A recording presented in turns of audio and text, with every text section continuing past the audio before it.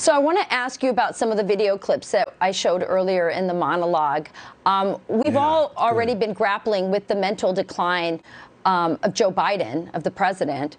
And now we see that Kamala is just incapable of answering just really basic questions. I mean, let's face it, this was NBC, MSNBC, Craig Melvin. These weren't, hard questions. These were very basic ones, and she couldn't answer them. Is there any wonder, Dan, that we're in the mess we're in with these two in charge?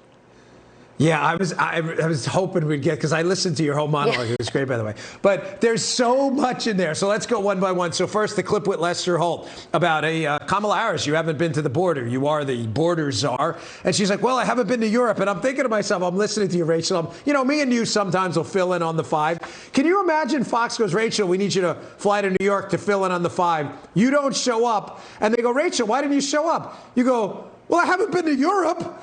Like, no kidding, you haven't been to Europe. The job's in New York. That's where the 5 is. Like, the job at the border, Kamala, is at the damn border. It's not in Europe. What kind of stupid answer is that? Sorry, Fox, didn't make it to the 5, but I've never been to the Czech Republic. They look at you like, have you been eating edibles? Like, are you okay? What's the THC level of those edibles you've been eating? And then second, they ask her a simple question.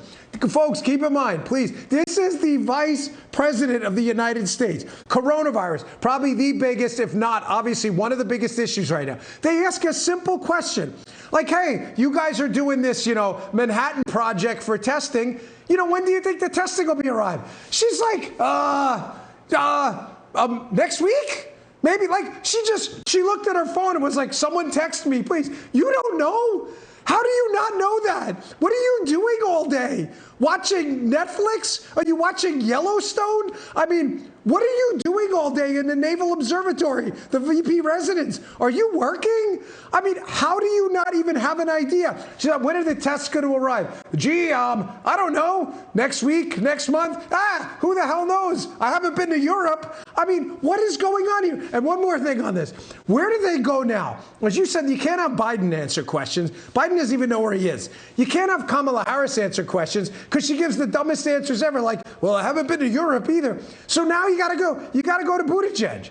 And there's no human being on planet Earth, I'll give Buttigieg credit, he gets a gold medal for this, who says less by saying more than Pete Buttigieg. No, the word economy is not Pete Buttigieg's thing. He will spend 9,000 words to tell you hello. That's all they've got left is Pete Buttigieg. There is no one left to talk to in this White House right now. Well, I'll tell you, based on that interview, it looks to me like they may not even have the media to help cover up for them anymore. I mean, I get it. Those were some pretty basic questions, but still, it's interesting. She got caught. It was a really ugly look for her. Let me ask you.